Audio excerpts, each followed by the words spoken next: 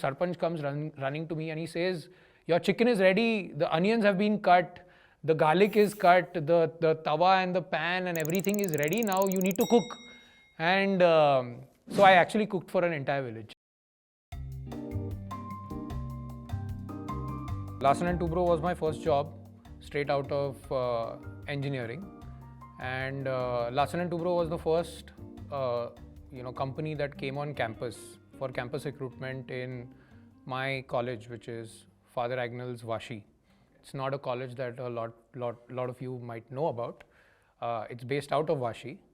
And what I landed as a job there was as a procurement engineer, which was responsible for making sure that all the items and materials that are required to build these offshore oil and gas platforms and to make sure that these companies can actually do the job of looking for oil as efficiently as possible are available on that platform. So I think it taught me like a couple of things which I hold very dear. One is just end-to-end ownership, that irrespective of there being multiple stakeholders involved, if you are given charge of something, then you have to make sure that everything happens. It may be your job, it might not be your job.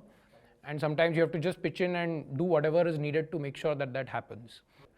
And I realized very quickly that there were these 2 or 3 skills that I had learned, which was communication, stakeholder management. But if you think about it, the job wasn't intellectually super challenging. And I knew that I could do more. So for me, it was like I need to get a job which is much more intellectually stimulating. So I actually quit Larsen Toubro and I decided to give my CAT. 30 days I prepared for the CAT, spent almost 6 to 7 hours studying every single day. And I knew I was really good at math. I needed to get, I was good at like logical reasoning. Verbal ability was the third part. So I was like, if I could work on that, I would be able to crack this. And then eventually that kind of paid off. So I scored very high in the CAT exam. I scored 99.86, stood amongst the top 200 in the country.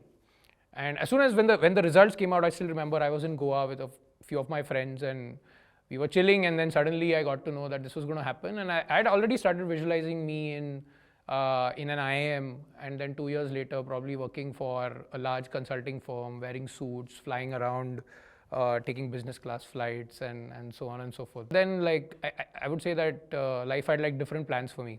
So when I started preparing for the interview, I was a little overconfident that I would crack it, because interviews were something that I was usually pretty good at. But when the time came, I really botched up the interview. And I was not able to answer very basic questions that were expected of somebody who was trying to get into the IIMs. And I finally did not get into into any of the top IIMs. It was also sad because I did not even get a call from IIM A and B, primarily because I did not have the right marks in my standard 10, 12 and engineering, which at that point of time I felt was a little unfair, because then why are you making me take the CAT in the first place if you're going to rely on standard 10, 12th and engineering marks. So I felt cheated, to be honest. And that kind of pushed me to become somewhat of a rebel. So though I got into, I would say, top tier business schools that year, I chose not to go for a business school. And of course, I think that was just me being naive, me being a rebel at that point of time. But that, I think, was, in hindsight, was a good thing that happened to me, because it made me explore a lot of other options that I have not even like thought about. One of the options was working for a non-profit. So there's a program in Pratham called the vocational training program, where youth from the country are taught vocational skills like hospitality, construction, how to fix automobiles, so that they can get like a blue-collar job. And they had centers in and around Maharashtra and some other states, mainly in Maharashtra, but I had to make sure that the center heads who were managing these centers knew how to use Excel to maintain data, to maintain a repository of who was coming into their center, and to maintain their finances. It involved a lot of travel. Like I almost traveled 300 different districts. Usually there were a lot of people who used to get very inquisitive, ki aap kya kar rahe ho? And then I used to explain to them about what Pratham is, about what the annual status of education report is. And that's when they took me to the Sarpanch and they told me, this person has come. I said that I'm a great cook. And so the Sarpanch was like, to aap kya banate ho? So I say, I make great chicken. And, I've cooked chicken for a lot of people. And he was like, you know what, there is a mela that is happening tonight. There are going to be like 50 odd people. And the village was really small. Like I would say the overall population was like 100. Like everyone from the village is going to be there. Why don't you cook for us? And I was like, haha, why not? It was to say that it was a joke. So it was like, haha, why not? But by the time I finished my survey and I came back, I was already late, and the Sarpanch comes running to me and he says, your chicken is ready, the onions have been cut, the garlic is cut, the tawa and the pan and everything is ready, now you need to cook. And so I actually cooked for an entire village. The year I joined, there were a lot of folks which were actually moving out of the team. And it's interesting to know, because one of those people who were moving out was actually moving to Harvard Business School the next year. And that was Ankit, my co-founder. So that's where we met. And I started working very closely with Ankit, understanding the work that he'd done, what the vision for the measurement, monitoring, evaluation team was, started working very closely with the CEO. And then eventually Ankit moved on, and the team got reduced to a size of 15. And that's when I think the team was facing, I would say, a pivotal decision as to whether it would go on or not. The CEO wanted to kind of make it much bigger. And that's when I think I stepped up. I took the role of the head at measurement, monitoring and evaluation. Like a lot of people work in a non-profit on the side for 3 months. I had done that for 5 years. And so I completely understood everything about the space that is there to understand. The entire education and social sector space, how it functions, what the levers are, what the challenges are, what possible solutions are.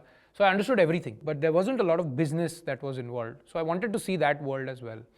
So I decided to apply to US business schools and finally got into Kellogg. Spoke to a lot of people at Kellogg and kind of figured out that that's the space that's the place that I wanted to go to. So did my MBA from the Kellogg School of Management from 2018 to 2020. Again, culturally very, very different experience. It was, I would say, like a huge personal growth journey for me because of the exposure that I got and fundamentally different things that I got exposed to. So what happens in a senior product manager internship, a B school, an MBA summer internship, is that at Amazon, each one of these product managers or to-be product managers need to write one PR FAQ during their entire 3 months.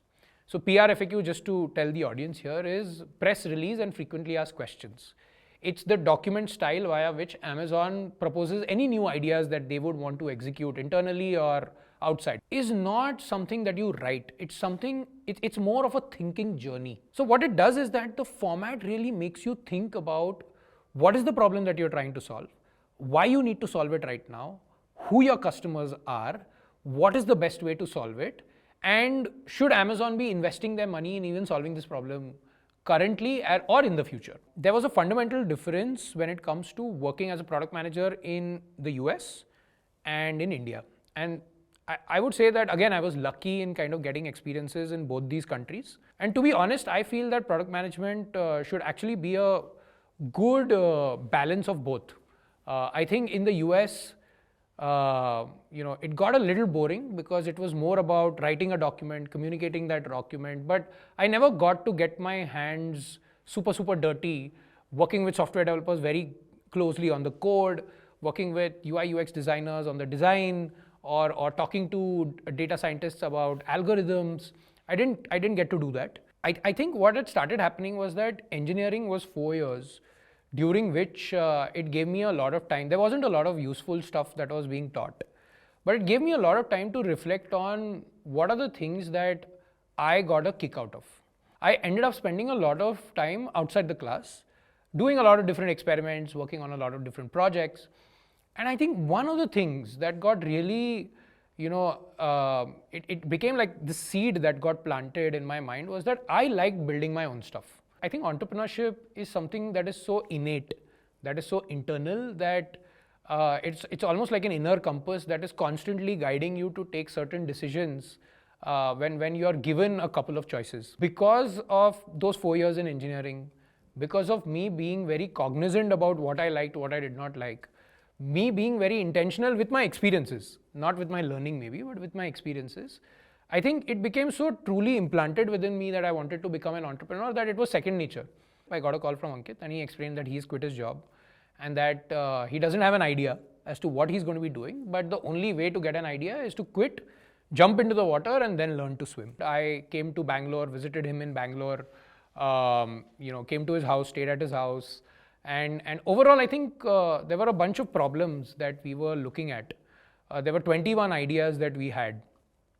The primary idea that we wanted to chase was something in higher education. I think the good thing about both Ankit and me was that we weren't solution driven, we were problem driven.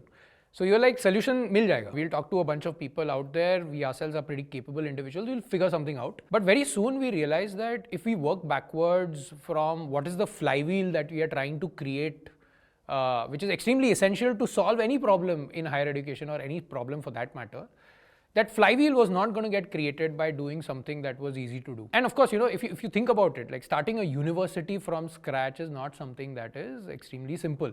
The easier solutions were not solutions that were going to work. We needed to build a new age alternate university from scratch, and that was the only way to disrupt the higher education space. We said, if this is what is needed to solve the problem, let's work backwards and solve it. So somewhere around January, I would say that we had a model in place and we had started working on it as to how this needed to be built. We get our funding in March, and we have committed that in the next 5 months, we are going to get 60 really good individuals to believe in us in a full-time 1-year program that we are going to run in a campus in person and not online. So that's when the hustle started.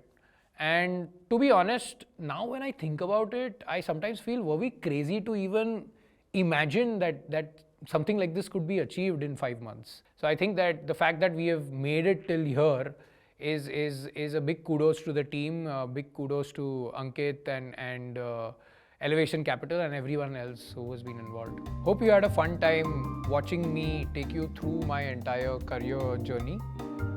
If there is somebody else that you would want to see a LinkedIn or a career breakdown for, please comment down below and we'll try to get that person for you next.